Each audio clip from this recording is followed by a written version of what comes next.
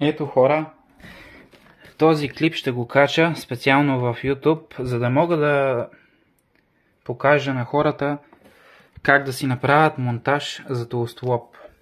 Една хранилка с две куки. Едната кука да е от 15 см до 20 най-много, горната да е 10 см.